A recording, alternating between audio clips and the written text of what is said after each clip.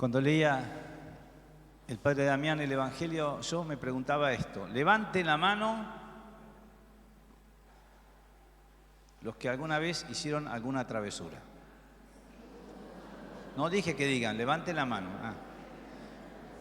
Bueno, levanten la mano los que dicen que también Jesús hizo una especie de travesura. Bueno, ¿quién nos cuenta el Evangelio de hoy? Que todos los años la Sagrada Familia iba a Jerusalén, salvo cuando estuvieron en Egipto. Esas veces no pudieron ir porque estaban re lejos y miedo a que le maten al bebé, a su pequeño. Entonces huyen, ¿no?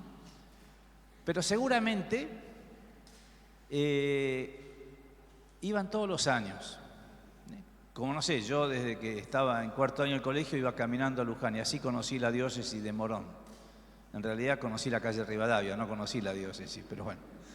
Bueno, y entonces, fíjense esto, ¿no? ¿Qué fue lo que pasó? Termina la fiesta y la caravana, ¿qué pasa?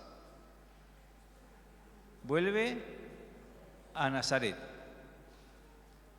Creo que eran 130 kilómetros, más o menos, ¿no? Entonces, un par de días tardarían en llegar. ¿Qué nos dice con lo que pasó? Llega la noche, después de todo un día de camino, ¿y qué pasó?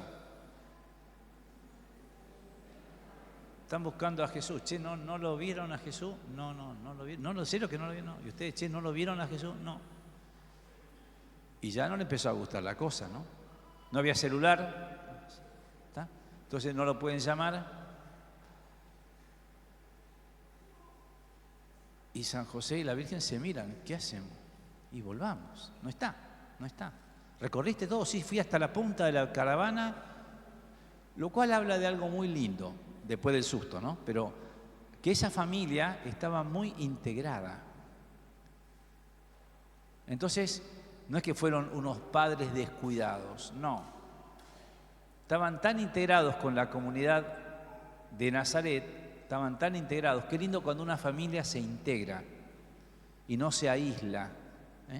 Esto nos está diciendo algo muy lindo, que esta familia estaba integrada. Entonces no se preocupan porque es como cuando estás con familia, con los primos, qué sé yo, te olvidás un poco de tus pequeños que están jugando con los primos, qué sé yo. Bueno, entonces eso habla de algo muy lindo de la Sagrada Familia, que estaban muy integradas con la comunidad. Pero bueno, llega la noche y uno, quiere abrazar a su pequeño, ver cómo estás, jugaste, contanos qué hiciste, y no lo encuentra. ¿Y qué hacemos? Y dijeron, bueno, volvamos a Jerusalén. Quiero imaginar que esa noche la Virgen no durmió. ¿Quiénes han tenido situaciones, no levanten la mano, de angustia con su familia, por una enfermedad, por alguna cosa? Todos, ¿no? ¿Sí? Bueno, la Virgen no está exenta a esto, ¿no? Y no fue el primer susto que tuvo la Sagrada Familia, ¿no? O la primer maltraguito, ¿no? Como decía Artemides Sati, ¿no? Este santo enfermero. Yo trago amargo y escupo dulce, decía él, ¿no? Como diciendo cuántas cosas uno tiene que tragarse, pero después del corazón de él, lleno de Dios, sacaba dulzura y bondad, ¿no? Qué linda frase, ¿no? Otros tragan dulce y escupen amargo, pero bueno, eso dejémoslo. Pero la frase de Sati es al revés, Qué lindo cuando de golpe por ahí alguien te contesta mal, que pasa mucho en la familia. Se levantó con la pata izquierda, ¿sí? Bueno, ¿qué te pasa? ¿Viste? En vez de contestarle, así no se contesta, preguntarle qué te pasa, ¿no? ¿Sí? ¿Te pasa algo? ¿Estás mal? ¿Sí? ¿O me duele cómo me decís las cosas? ¿Sí? Te quiero mucho. Hay que cortar con eso, ¿no? Como decía el Papa Francisco en Gaudete Exultate, ¿no? Ante la negatividad y la tristeza, la alegría y el sentido del humor. No es que me río del otro, pero cambiemos el mal clima. ¿Cuántas veces en casa tenemos que ponerle mucho amor a la cosa? ¿Sí? Mucho amor. Bueno, Y entonces, imagino yo, pónganse en la escena, vuelven o dormirán donde estaban, a un día de camino. Me imagino que dormieron, no podían viajar de noche, era muy peligroso. Dormirían por ahí, no sé, pongámonos, y vuelven al día siguiente. Un día entero de vuelta. Segundo día, sin ver a su hijito. ¿Dónde estará? Imagínense el corazón de esa madre y de ese padre. Ese padre que cuando estaban durmiendo una noche, la despierta a la Virgen y dice, vámonos de acá. ¿Qué te pasa de noche? Tuve un sueño horrible, que lo quieren matar al bebé. Vámonos a Egipto. ¿A dónde? A Egipto. Vámonos lejos de acá. Este tipo está enfermo, lo quiere matar. Invento el diálogo, no dijo eso José, porque no hay ninguna palabra de San José en toda la Escritura. Me encantó algo que leí del Papa, hablando de San José. Dice de San José,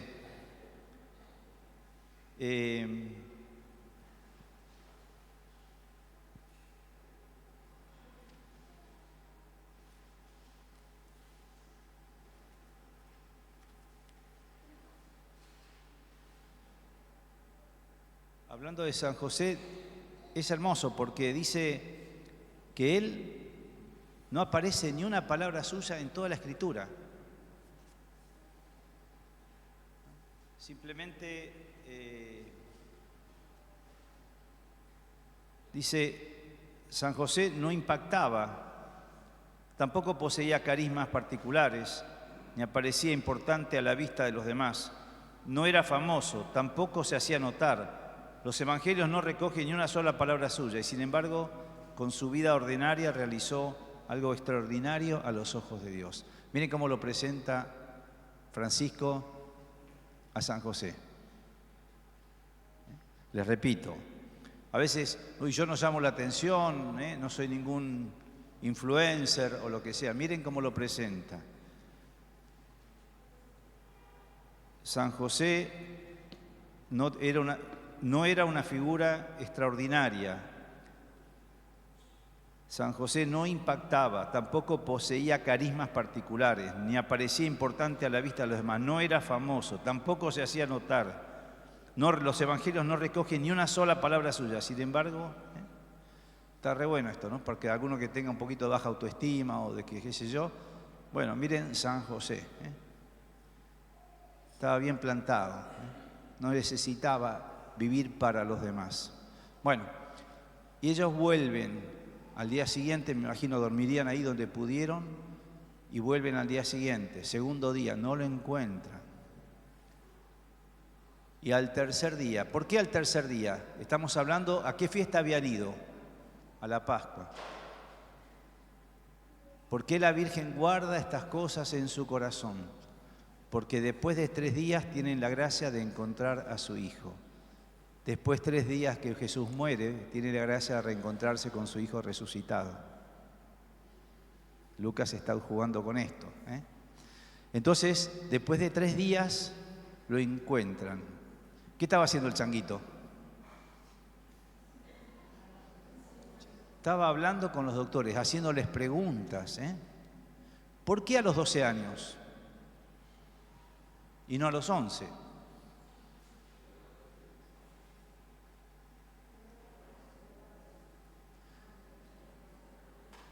Dicen el equipo de orientación, me contaba, que a los 12 años se despierta la inteligencia abstracta un poco, ¿no? Entonces como que uno empieza a poder hacerse planteos y preguntarse, imagínense más en aquella época, a responder a una pregunta muy hermosa, que es ¿quién soy yo? Y Jesús empieza a preguntarse, se da cuenta que cuando fue a la fiesta con sus padres, él amaba Jerusalén, porque para él era una fiesta ir a Jerusalén. Por eso después cuando se aproxima a Jerusalén, llora. Jerusalén, Jerusalén, tantas veces quise recogerte como una gallina a sus polluelos. Y él aprendió por la Virgen y José a amar a Jerusalén. Y cuando les da la buena noticia de la salvación, tiene un dolor enorme, dolor de amor, porque él amaba a Jerusalén y es rechazado. Y entonces él está preguntándose y se da cuenta que en su corazón, cuando le hablan de Dios Padre, el Dios de Abraham, el Dios de Isaac, algo pasa en su corazón. No es simplemente un Dios, el Dios, qué sé yo, no. Es alguien que para él ya empieza a tener nombre. ¿Qué es primero? ¿Qué palabra es primero? Recién nos preguntábamos en un encuentrito, ¿qué es primero? ¿Amar o ser amado?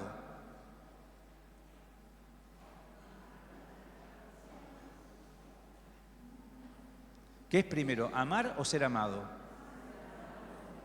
¿Que vos lo amaste a tus padres y después ellos te dieron la vida? Ser amado, claro. Primero me amaron, papá y mamá me dieron la vida, me han mimado y después yo les respondo con amor. ¿Quién amó primero, ustedes o Dios? Bueno, entonces, ¿qué es primero, amar o ser amado? Ser amado. ¿Qué palabra es primera, padre o hijo? ¿Qué palabra es primera, padre o hijo? ¿Cuál dijo? ¿Qué mandó?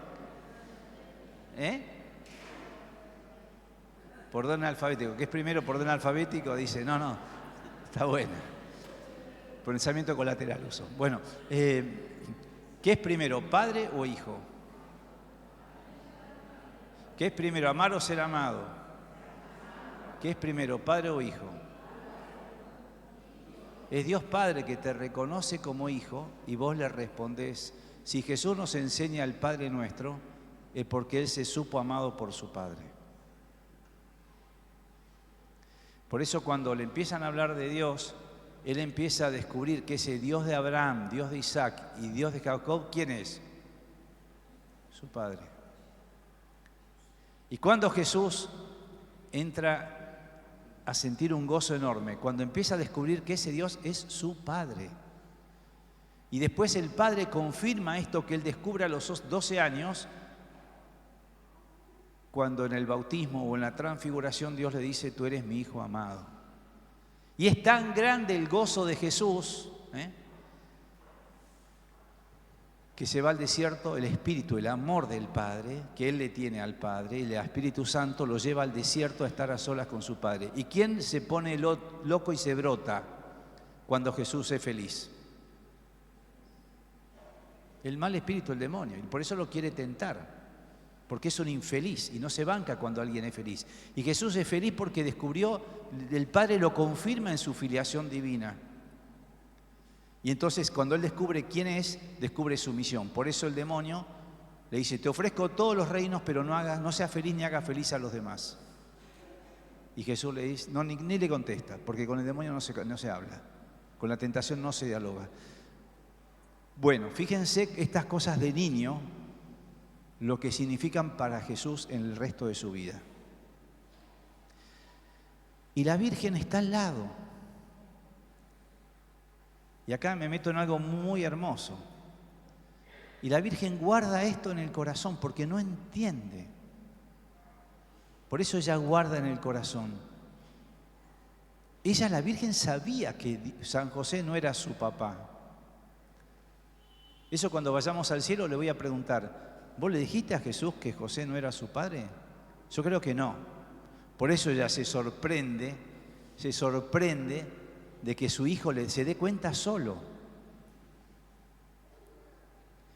Y entonces, fíjense la importancia de lo que ese niño va descubriendo. Y por eso la Virgen guarda en el corazón. Y acá me meto en algo muy lindo. Dice, no, al revés, porque si no, no leo, al revés. Dice que cuando se encuentra le dice, tu padre y yo te buscábamos angustiados. Yo le hubiera dicho, te quiero matar, pero no, la Virgen era re buena, la buena, re buena, y le dice, te buscamos angustiados. 3 días te estamos buscando. Y él, como todo niño, re fresco y re contento, porque estaba descubriendo a su padre, estaba descubriendo a Dios, estaba haciéndole preguntas, su corazón estaba re inquieto, estaba descubriendo su identidad.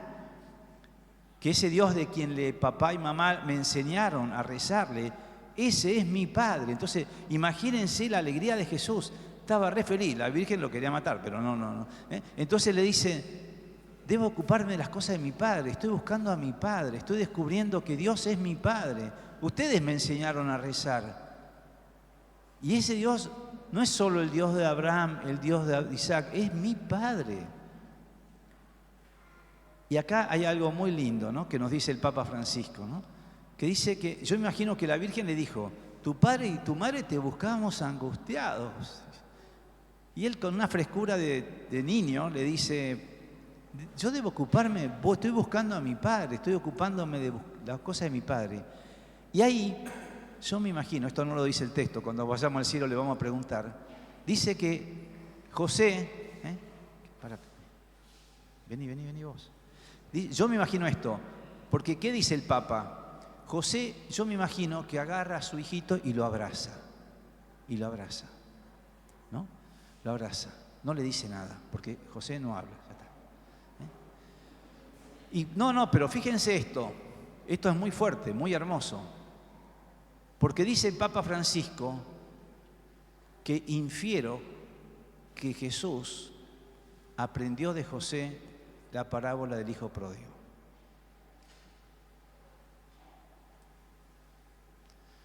Entonces yo digo, cuando la Virgen le dice, Jesús, te buscamos angustiado, José lo abrazó,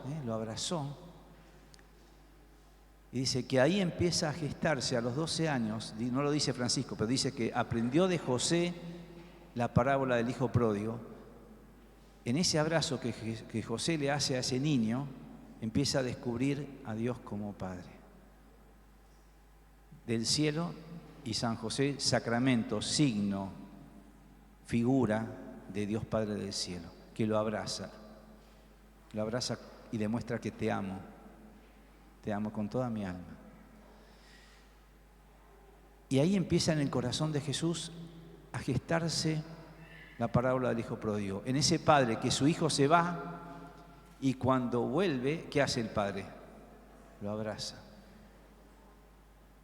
No lo reta, lo abraza. Por eso, fijémonos cómo en Jesús y en todos nosotros, cada gesto de papá y mamá, de los abuelos, de las abuelas, nos queda grabado en el corazón más de lo que imaginamos.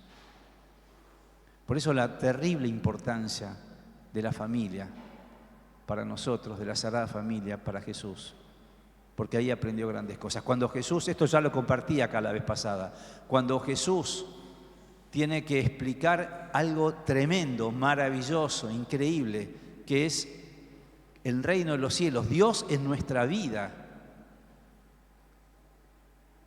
¿Qué hace? Dice, se parece a una mujer, como no es autorreferencial, no dice mi mamá, que mezcla un poquito de levadura en la harina y hace que fermente toda la masa. O sea que las cosas más increíbles, más hermosas o más misteriosas las aprendió de sus padres, padre adoptivo o de la Virgen, su madre. Entonces a la hora, y después la gente, fíjense la mirada que tiene de la Sagrada Familia. ¿No es acaso el hijo de María, de la María? Su padre no es el carpintero. ¿De dónde saca estas cosas? Justamente las sacó de ellos. De José aprendió cosas muy lindas, como es la parábola.